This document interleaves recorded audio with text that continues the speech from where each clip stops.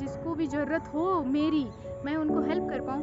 पर ये पॉसिबल मेरे एक के बल पे नहीं होगा, मुझे बहुत सारे संगठनों की ज़रूरत होगी, उनकी हेल्प से ही शायद मैं ये कर पाऊँगी। क्या नाम है आपका? मैं रेनू महतो सरायकेला से बिलोंग करती हूँ और मैं आप किस समस्या पर काम कर रहे हैं अभी? एक्चुअली मैं विकलांग मंच से जुड़ी हुई हूँ। अभी 2 साल हो रही है जो इनके अंडर में मतलब कुछ भी इस तरह का वर्क होता है, अगर हमें उसका रिस्पॉन्सिबिलिटी दिया जाता है तो मैं बखूबी उसको अपने तरीके से उसको सॉल्व करने का कोशिश करती हूँ। आप विकलांग मंच से जुड़े हुए हैं। विकलांगता राइट्स को आप मतलब बचपन से लेके अब तक क्या कैसे फेस किए हैं इसको? मैं भी खुद एक विकलांग गर्ल्स हूँ और जहाँ तक है कि मैं बताऊँ अपने बारे में कि मैं एक पोलियो इफेक्टेड हूँ। मेरा जो लेफ़्ट साइड है वो प्रॉपर तरीके से फंक्शन नहीं करता, मतलब ब्लड सर्कुलेशन उसमें काफ़ी कम होता है, चलने में काफ़ी आप पोलियो तकलीफ के होती है। चपेट में कैसे आए? पोलियो की चपेट में आने का मेरा रीज़न था कि हो सकता है मेरा फैमिली जो है फैमिली नेग्लिजेंसी हुई है यहाँ पर। मम्मी को सही तरीके से शिक्षा नहीं मिलने की वजह से उन्होंने इसको उतना मतलब सीरियस नहीं लिया कि पोलियो ड्रॉप उस टाइम भी अवेलेबल था, पर थोड़ा डिस्टेंस में कैंप वगैरह प्रोवाइड किया जाता था तो मम्मी को काफ़ी थोड़ा दिक्कत होती थी। तो मम्मी बोली कि अब इतने सारे बच्चों को ड्रॉप तो दिला दिए बट इनको नहीं होगा, ये अपने मन पे मैंने मन में ये ठान ली कि इनको नहीं होगा तो इनको नहीं दिलाया जाए। और उसी का नतीजा है जो मुझे पोलियो ड्रॉप्स नहीं मिला और मैं पोलियो से इफ़ेक्टेड हो गई। अब जैसे हो गई तो अब मम्मी मतलब उनको अपना गलती का रियलाइज़ हुआ कि अगर मैं अपनी बेटी को ये ड्रॉप पिलाती तो शायद आज ये सफ़र नहीं करती इस तरह का प्रॉब्लम में। तो इस तरह से मैं फिर आगे के जीवन में आप क्या फेस करें अपने बचपन के एजुकेशन फील्ड में? बचपन के एजुकेशन की बात करें तो प्राइमरी लेवल तो मेरा गांव विलेजर्स स्कूल में ही हुआ। वहाँ पर मैं चल के जाती थी, उस टाइम जो है ना थोड़ा बचपना था तो जो भी दर्द होती थी ना वो फील नहीं होता था, उतना कुछ लगता नहीं था। पर भी है कि वो मैं 2 किलोमीटर दूर जो है ना पैदल ही जाती थी स्कूल। मेरी जो बड़ी दीदी लोग हैं भैया लोग हैं उन लोग के साथ ही जाती थी।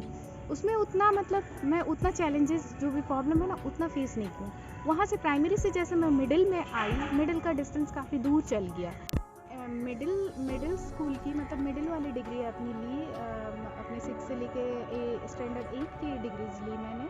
तो वहाँ पर प्रॉब्लम मेरा हो गया कि मुझे घर से जाने में दिक्कत होती, क्योंकि साइकिलिंग तो मैं बाद में करना सीखी। कि पहले तो मेरे पापा मुझे बोलते थे कि तुमको जाना है तो तुम पैदल ही जाओ, तो पता उस नहीं। समय क्या आपको अपने राइट्स पते थे? नहीं, मुझे मेरे राइट्स के बारे में कुछ नहीं था, बिल्कुल कुछ पता नहीं था इसके बारे में।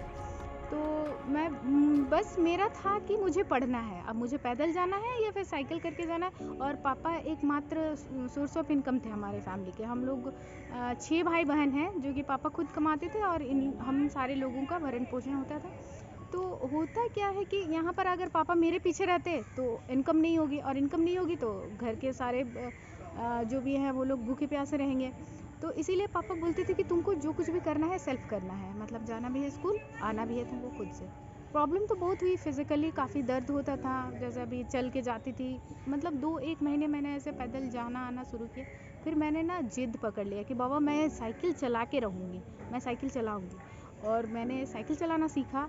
लास्टली मैंने साइकिल चलाना भी सीख लिया और जो है ना मैंने जैसे ही इसका फाइनल 6 स्टैंडर्ड का फाइनल एग्ज़ाम आता है तो मैं साइकिल से ही जाती हूँ। मेरे पेरेंट्स काफ़ी डरते हैं क्योंकि एक तरफ जो है ना कंट्रोल नहीं होता है, अगर कोई भी इसको थोड़ा धक्का देता है तो ये गिर जाती है और इसका एक्सीडेंट होने का चांसेस है। तो पेरेंट्स काफ़ी वरीड होते थे। तो होता क्या था, वो सारे चैलेंजेस को भी फेस करते हुए मैं बोली कि नहीं मुझे पढ़ना है और मुझे जाना है। तो मैंने वैसे करके मतलब साइकिलिंग से ही मैंने अपना जो भी है मिडिल का, फिर हाई स्कूल की डिग्रीज़ हुई, कॉलेज भी मैंने इसी तरह अपना डिग्रीज़ ले ली, +2 का, ग्रेजुएशन भी मैंने, मास्टर्ड भी ऐसे ही करके अपना की। लेकिन मास्टर्ड तक जाते जाते मुझे काफ़ी प्रॉब्लम उस टाइम, मतलब जैसे जैसे एज इंक्रीज़ होता है, डॉक्टर का भी कहना था कि जैसे जैसे आपका एज इंक्रीज़ होगा जो आपके नर्व्स हैं, मतलब जो भी आपके नसें हैं वो फंक्शन करना और धीरे धीरे कम कर देंगी। तो क्या ये आपके लिए मतलब चुनौती बना? हाँ, काफ़ी चुनौती बना वहाँ। तो तकलीफ़ तो काफ़ी होती थी, मुझे भी यही लगता था। और मतलब कहीं न कहीं मैं दूसरे बच्चों की जैसा मेरा एनवायरनमेंट तो ऐसा नहीं मिला था। तो मेरे पास लैक ऑफ एजुकेशन भी था, मतलब प्रॉपर जैसे मेरा सारा एमएससी में या फिर बीएससी में काफ़ी ज़्यादा सब्जेक्ट भी हो गए मेरा, फिज़िक्स, केमिस्ट्री, मैथ्स ये सारे चीज़ हो गए। तो इसमें टोटल मैं तो उस टाइम प्राइमरी में थी तो मेरा हिंदी मीडियम था और मैं टोटल कन्वर्ट हो गई थी इंग्लिश मीडियम में। तो थोड़ा चैलेंजेस काफ़ी हुआ वहाँ भी, और मेरे पेरेंट्स के पास भी इतना ये नहीं था कि इसको स्पेशल इंग्लिश का ट्यूशन करवाया, फिज़िक्स केमिस्ट्री का और मैथ्स का उतना एफर्ट नहीं था उनके पास। तो हुआ क्या कि मैंने उसमें भी खुद पे टारगेट किया। मैं बोली कि अगर इंग्लिश में ही प्रॉब्लम हुआ, मैंने फर्स्ट टाइम 2 बार मैंने ग्रेजुएशन का जो एग्ज़ाम दिया था, मैं फर्स्ट ईयर और सेकंड ईयर ये दोनों में मैंने क्रॉस कर दिया था।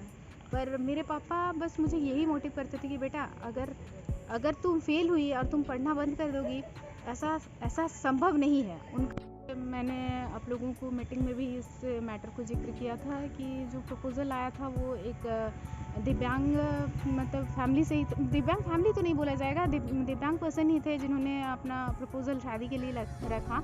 और मैं बहुत ही लकी हूँ कि मतलब नॉर्मल लड़के मेरे बारे में ऐसा नहीं सोच पाया। मेरा एजुकेशन को देख के मतलब नॉर्मल लोगों को लगना था कि ये फिज़िकल वर्क नहीं कर पाएगी, इसीलिए हम लोग इससे क्यों शादी करें, या फिर उनका मेंटलिटी यही था होगा, क्योंकि 30 इयर्स तक जब मेरे लिए कोई रिश्ता नहीं आता था तो मेरा पॉइंट ऑफ व्यू मुझे यही कहता है कि वो लोग ऐसे ही जज करते होंगे।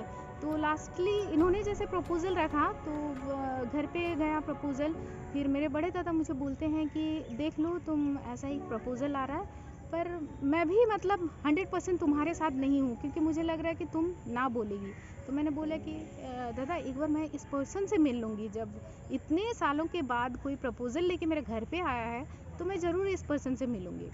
तो हालांकि फिर भैया लोग का भी ये था कि चलो ठीक है तो आप पर्सनल मीटिंग कर लो।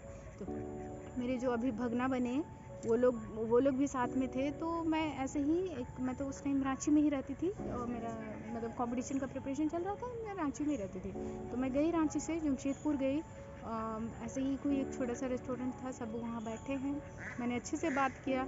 तो मतलब मेरे जो हस्बैंड है ना जिन्होंने वो प्रपोज़ल रखा था, वो भी थोड़ा सा मतलब अपने में वो ये फील कर रहे थे कि मैं दिव्यांग हूँ और मेरे कंपैरिजन में तो ये मतलब काफ़ी ज़्यादा एक्टिव है, मीन्स कि ये अपना सारा वर्क कर सकती है, मैं तो सारा वर्क अपना कर नहीं सकता हूँ, वो तो हाथ के बल पे चलते हैं। तो उन्होंने वही डिसाइड कर लिया था, उनका भी मेंटल पे ये सेट था कि ये लड़की मुझे सेलेक्ट नहीं करेगी। पर मैंने उनको बस ये लेक है उसका हाथ में ये प्रॉब्लम है, ये बोल के मैं किसी भी इंसान को रिजेक्ट नहीं करती।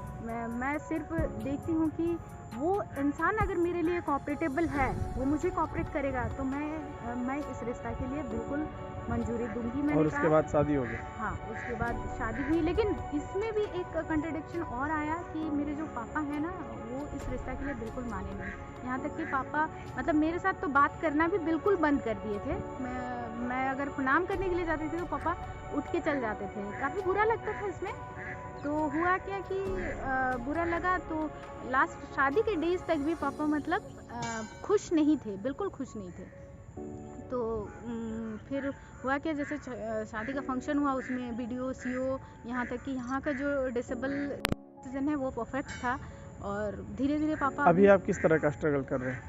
अभी तो एज ए स्टूडेंट है, अभी सारा कुछ मतलब शादी के बाद अभी सारे कोई ने मेरे जो चैलेंज था वो सारे चैलेंज को लोग भी एक्सेप्ट कर लिए, अभी खुश हैं। पर स्टीफन हॉकिंस हैं जिनका बॉडी का हर एक पार्ट वर्क करना बंद कर दिया था, सिवाय उनका एक हाथ का शायद मेरे ख्याल से कोई फिंगर से ही था जो वो अपने सेंसर बोर्ड को टच करते थे और वही उनको सिग्नल देता था। तो बस उन्हीं से इंस्पायर होके ही मैंने अपना भी डिसीजन को स्ट्रॉन्ग किया और जो मैंने शादी का प्रपोजल को ग्रांट कर दिया, उन्हीं का ही एक जिंदगी में क्या बनना चाहते हैं आप? जिंदगी में मैं बस अपने पैरों पे खड़ा तो होना चाहती हूँ और साथ में चाहती हूँ कि इस तरह का डिस्क्रिमिनेशन जो भी होता है, मतलब आज तो चलिए मैं अपने जो भी चैलेंजेस आए मैंने उसको एक्सेप्ट किया, मैंने डिटरमाइन कर लिया कि मुझे पढ़ना है, मुझे अचीव करना है। पर ये तो मेरे को थोड़ा बहुत सपोर्ट मिला, ठीक है, पर उन बच्चों को जो पूरी तरह दिव्यांग है उनको अभी स्कूल जाने के लिए मतलब यहाँ से अगर वो 2 किलोमीटर उसका स्कूल है तो वो जा नहीं सकता, उसके घर पे वैसे पर्सन नहीं है, उसको वहाँ तक ले जा नहीं सकता। तो मैं उन सारे लोगों के लिए भी वर्क करना चाहती हूँ, उनको ट्रांसपोर्टिंग का सुविधा दिया जाए।